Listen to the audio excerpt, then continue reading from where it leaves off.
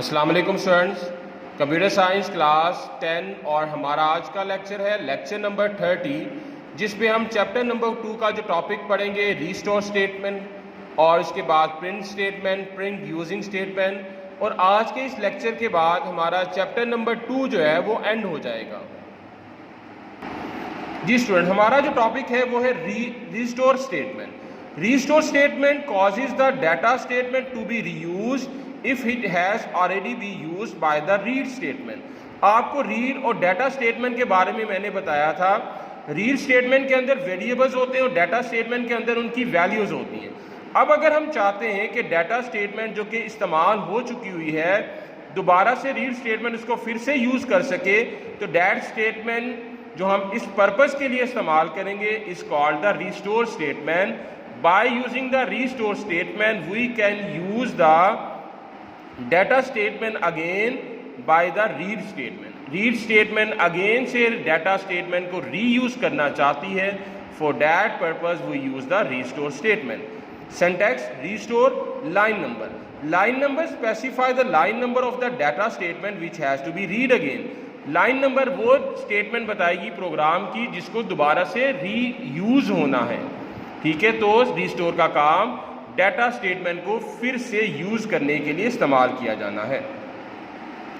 आगे हम बात करते हैं जी input statement. This statement is used to input the data from the user during the program execution. Program की एग्जीक्यूशन के दौरान यूजर से प्रॉम्प्ट करके उनसे वैल्यूज को लेना जो है उस पर्पस के लिए हम इस्तेमाल करते हैं input statement. Syntax input prompt string comma separated list of variable.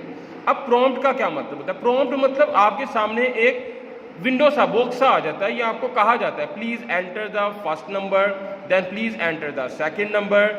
Then उसके बाद जब आप एंटर करते हो अगर उस प्रोग्राम ने सम कैलकुलेट करना है तो सम आपके सामने आ जाएगा। मीन्स के by using the input statement we can prompt the user to enter the values during the program execution. Student, आगे हम बात करते हैं जी प्रिंट स्टेटमेंट की। This command is used to display the text and number on the screen. Print statement का काम क्या है? स्क्रीन के ऊपर नंबर्स या टेक्स्ट को एंटर करने के लिए इस स्टेटमेंट को हम इस्तेमाल करते हैं।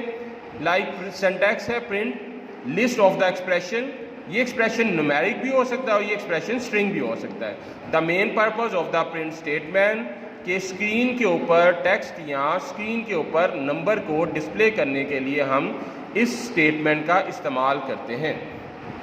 लास्ट स्टूडेंट हमारे पास है print using statement.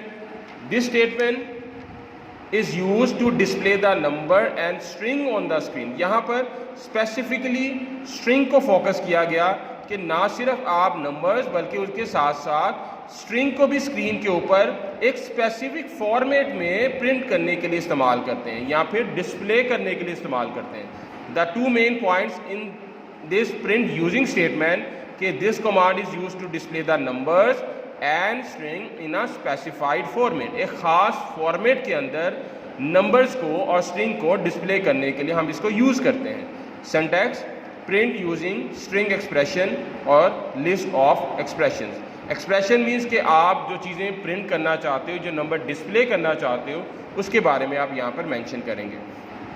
And important thing again कि एक्सप्रेशन जो है वो किस फॉर्म में होंगे? स्पेसिफाइड फॉर्मेट की शक्ल में होंगे। तो ये स्टूडेंट आज का हमारा छोटा सा लेक्चर था जिसमें हमारी 4 पेंडिंग जो स्टेटमेंट थी वो हमने पढ़ ली। आइए बुक से हम देखते हैं कि हमने क्या काम करना है। स्टूडेंट, सबसे पहले हमने बात की थी रीस्टोर स्टेटमेंट की। रीस्टोर स्टेटमेंट का हमने पर्पस देखा, सिंटैक्स देखा, कुछ इंटरप्रिटेशन के बारे में बात की। Then we talk about the input statement. Input statement का पर्पस, सिंटैक्स और उसके बाद कुछ इंटरप्रिटेशन उसके सिंटैक्स के बारे में। उसके बाद हमारा जो नेक्स्ट टॉपिक था वो था प्रिंट स्टेटमेंट, जिसमें हमने अगेन पर्पस को स्टडी किया, उसका सिंटैक्स देखा और उसके साथ साथ उसकी इंटरप्रिटेशन देखी।